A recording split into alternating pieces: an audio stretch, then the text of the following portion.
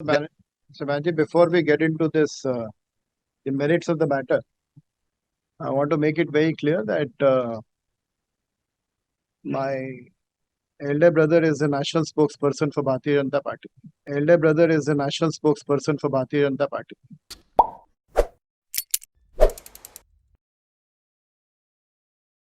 নমস্কার বন্ধুরা, আপনারা দেখছেন পারফেক্ট পলিটিক্স, সাদা বাংলায় রাজনীতির কথা। তৃণমূল কার? তৃণমূল আদৌ মমতা বন্দ্যোপাধ্যায়ের হাতে থাকবে, ব্যানার্জি পরিবারের কাছে থাকবে, কালীঘাটের কাছে থাকবে, নাকি ঋতব্রতপন্থী কাকলি ঘোষ দস্তিদার পন্থী তৃণমূলী বিদ্রোহীদের কাছে যাবে? সে নিয়ে আপাতত মামলার তোড়জোড় হচ্ছে। মামলার প্রস্তুতি দুপক্ষই সারছে, কিন্তু এরই মাঝখানে মমতা বন্দ্যোপাধ্যায় অন্য একটা মামলা করে বসে আছেন, আর সেটা হচ্ছে ভবানীপুরে শুভেন্দু অধিকারীর কাছে হার।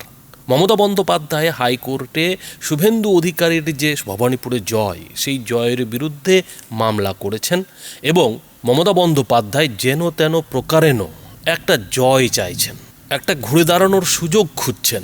আর সেই সুযোগটাই মমতা বন্দ্যোপাধ্যায় ভাবছেন যে ভবানীপুরে যে তার হার শুভেন্দু অধিকারীর কাছে, তার যে পরাজয়, সেই পরাজয়টা যদি জয়ে পরিণত করে নেওয়া যায়, সেই পরাজয়টাকে যদি হাইকোর্টে মানে আদালতে বেআইনি প্রমাণ করা যায়, মিথ্যা প্রমাণ করা যায়, তাহলেই কিন্তু তার সব কিছু বেঁচে যাবে। তৃণমূল পার্টিটা যেমন তার বেঁচে যাবে, তার হাতে থাকবে, ব্যানার্জি পরিবারের হাতে থাকবে, ঠিক তেমনই মমতা বন্দ্যোপাধ্যায়ের বাকি জীবনে রাজনৈতিক কেরিয়ারটাও বেঁচে যাবে। আর সেই চেষ্টা করার জন্যই মমতা বন্দ্যোপাধ্যায় কল্যাণ বন্দ্যোপাধ্যায়কে দিয়ে হাইকোর্টে মামলা করিয়েছেন। আর সেই মামলার শুনানির শুরুতেই এদিন বিচারপতি গৌরাঙ্গ কান্ত যে কথাটা বললেন, সেই কথাটা যদি কোনো বিচারপতি গত 2 মাস আগে বলতেন, তাহলে নির্ঘাত মমতা বন্দ্যোপাধ্যায় তাকে বিজেপির লোক বলে দাগিয়ে দিত, বিজেপির কেনা গোলাম বলে রাস্তা রাস্তায় বলে বেড়াতো। কিন্তু মমতা বন্দ্যোপাধ্যায়ের তো আর সেই দিন নেই। ফলে এদিন বিচারপতি এমন একটা কথা বলার পরেও মমতা বন্দ্যোপাধ্যায়ের আইনজীবী কল্যাণ ব্যানার্জিকে কিন্তু একেবারে ঢোক গিলে রীতিমতো বিচারপতির তৈলমর্দন করতে দেখা গেল। আর সেই তৈলমর্দনের পেছনে কারণ কি? কারণ একটাই, যদি কোনোভাবে ভবানীপুরের ভোটের রেজাল্ট উল্টে দেওয়া যায়। আর সেই চেষ্টা করতে এই দিন কল্যাণ বন্দ্যোপাধ্যায় বিচারপতির সামনে এমন এমন যুক্তি খাড়া করার চেষ্টা করলেন, এমন এমন যুক্তি দেওয়ার চেষ্টা করলেন, যে যুক্তিগুলো একসময় মমতা বন্দ্যোপাধ্যায় নিজেই অমান্য করেছেন। আর সেই যুক্তি শোনার আগে এদিন বিচারপতি গৌরাঙ্গ কান্ত পরিষ্কার যেটা কল্যাণ ব্যানার্জিকে জানালেন, যে এই মামলাটা শোনার আগে কল্যাণ ব্যানার্জির জেনে রাখা উচিত যে তার দাদা, অর্থাৎ বিচারপতি গৌরাঙ্গ কান্তর দাদা কিন্তু বিজেপির জাতীয় মুখপাত্র, অর্থাৎ সর্বভারতীয় বিজেপির কিন্তু তিনি মুখপাত্র। আর এ কথা শোনার পরেও কল্যাণ ব্যানার্জি এদিন যেভাবে বিচারপতিকে তৈলমর্দন করলেন, বন্ধুরা সেটা কিন্তু দেখার। আর সেটা কীরকম আগে দেখুন। There are just I give you lots. There very first day, the broad challenge. Yes. This one of the challenges regarding the count. What has happened, Miller? Up to 12th round, it was good. Everything was good, and the petitioner hearing was winning the vote of that time 7,800 votes. The moment 13th round started, the respondent number 1 entered into the counting hall. He directed to beat all the counting agents. Central forces also helped them. Even the petitioner and his election agent was not allowed to enter into the counting agents. And all of a sudden from 13th round, unimaginable margin has come. Where 18% margin was there, it has been increased in their favor 81%. Yes. But CCTV camera will show everything about the counting hall is. This is the number 1. Number 2, Miller, quid pro quo. The returning officer who was the returning officer in this matter, Miller, he was the returning officer in 2021 in Nandigram election. And Nandigram election, this respondent number 1 and the petitioner contested. And the election petition has been filed here. So Mr. Banerjee, before we get into this, the merits of the matter, I want to make it very clear that my elder brother is the national spokesperson for Bharatiya Janata Party, and that might have some concern as far as this petition is concerned. So I'll hear it only after full disclosure, so that you don't have any issues later on. My lord, I have my all confidence and regards upon your lordships. Yes. And I believe that when a person has become a judge, It is my duty, Mr. Banerjee. yeah, my lord has said it. Yes. My lord has said it. And in fact, since your lordship has said it, I have been told by some other persons. Yes. I said I am not concerned about it. I know my judge. I know him very well. I am not doing one matter before him. I have Correct. done earlier matter. Whether I have lost, either I have won, that's a different issue altogether. But my confidence, my respect to you as a judge is not be determined on any other factor. I have confidence on the judiciary. And my lord, I believe this. I am also 45 years in profession. I am also 25 years in the parliamentary democracy. I believe the Indian judiciary can be independent Absolutely. only when a judge is independent.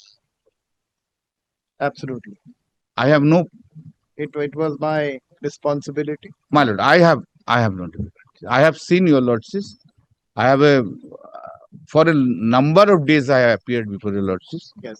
Sometimes I have lost it. Doesn't matter to me. Doesn't matter to your lordship is one of the very gentleman judge of the Calcutta High Court and erudite judge of the Calcutta High Court. And I feel that no face is a factor to your lordships, whether any your relatives, whether any your. Absolutely. That's and if your lordships feel no, your lordships will not be prejudiced by any of your relatives' conduct, lordships kindly take. A judge is never prejudiced by any of this. No, that's I am telling your lordships. That is the only thing. I have my all confidence on your lordships. We are here to dispense justice. Pardon? Yes. So dispense Yes, justice. yes. We are. It doesn't matter to us. But it was my duty And to. to me, it will be very sad. Yes. To me, well, I am my lord, apart from profession, I am fighting also. Lordship have seen in the parliament also. Yes. To me, it will be a very dangerous day when I will start to disbelieve the judge. And rather, I have to take retirement from the profession if I start to disbelieve anyone. It will be sad for judiciary. Yes. Yes. Now, my lord, this is the ground I have said, first ground. Now, the second ground is favoritism. Yes. The returning officer, who is the returning officer? In 2021 in Nandigram election, he was the same man, DO, district election officer, same man. That time also my client lost it.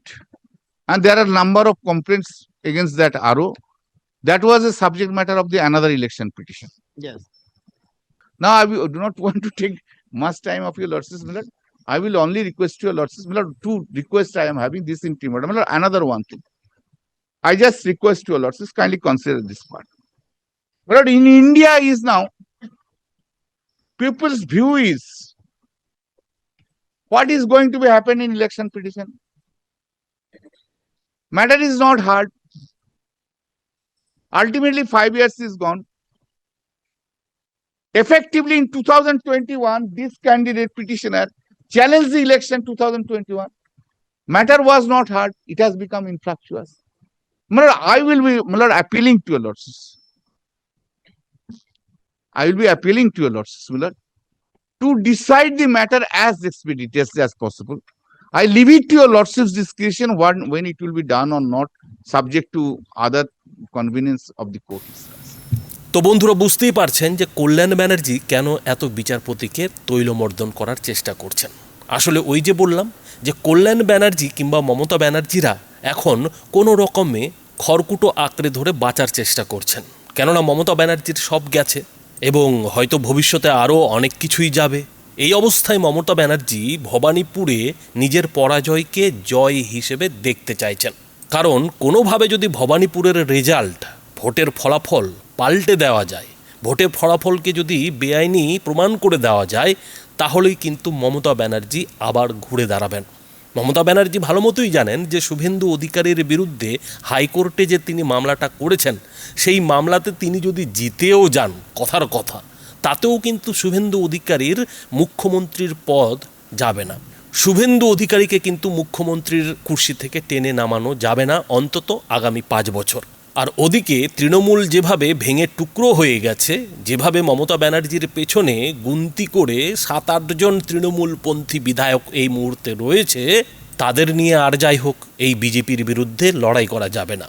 তাহলে কেন Mamata Bandyopadhyay ভবানীপুরের result পাল্টাতে চাইছেন, ভবানীপুরের ভোটের ফলাফলকে বেআইনি প্রমাণ করতে চাইছেন?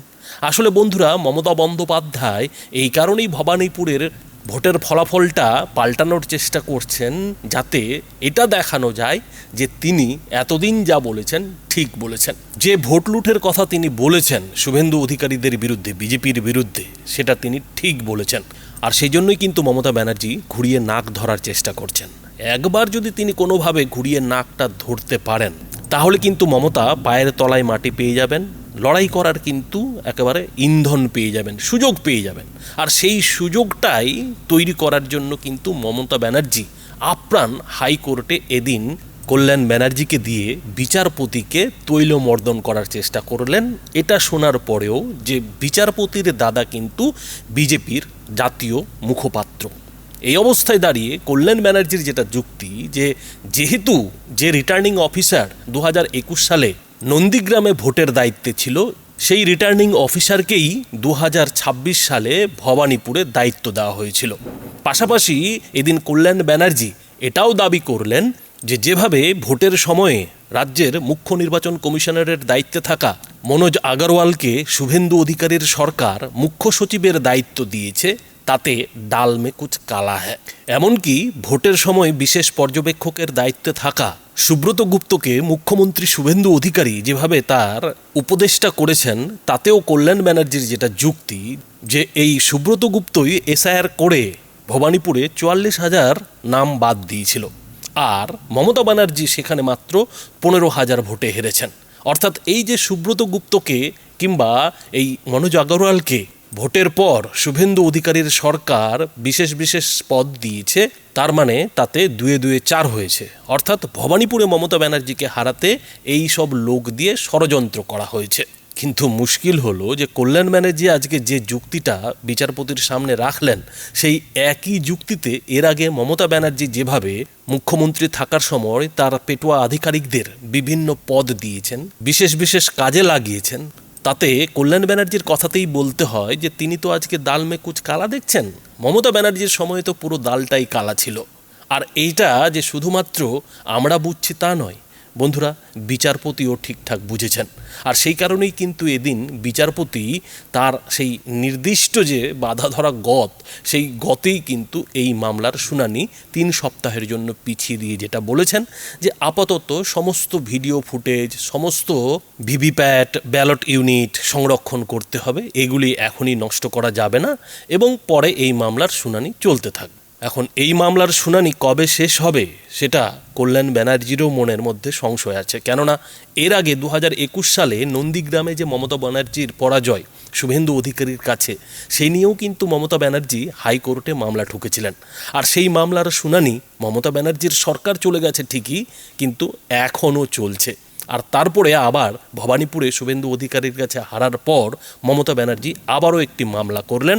আর এই মামলার কি ঘটতে চলেছে সেটা বন্ধুরা আপনারা জানেন, খোদ কল্যাণ ব্যানার্জিও সেটা জানেন। আর সেই কারণেই কিন্তু এদিন কল্যাণ ব্যানার্জি বিচারপতির প্রায় হাতে পায়ে ধরে এটা বলার চেষ্টা করলেন যে যাতে এই মামলার রায় অন্তত আদালত তাড়াতাড়ি দেওয়ার চেষ্টা করে।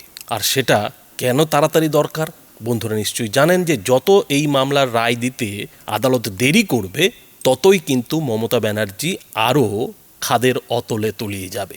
মমতা ব্যানার্জি কিন্তু আরও জলে ডুবতে থাকবে। ফলে মমতা ব্যানার্জির এখন শেষ আশা, শেষ ভরসা কিন্তু এই মামলাটাই হয়ে দাঁড়িয়েছে। এই মামলাটায় যদি কোনোভাবে তিনি কিছু করতে পারেন, সেই আশাতেই এখন মমতা ব্যানার্জি আশায় দিন গুনছে। এখন এই মামলা নিয়ে আপনারা কি বলবেন বন্ধুরা? এ বিষয়ে আপনাদের মতামত অবশ্যই এই ভিডিওটির নিচে কমেন্ট বক্সে লিখে জানাবেন। ধন্যবাদ।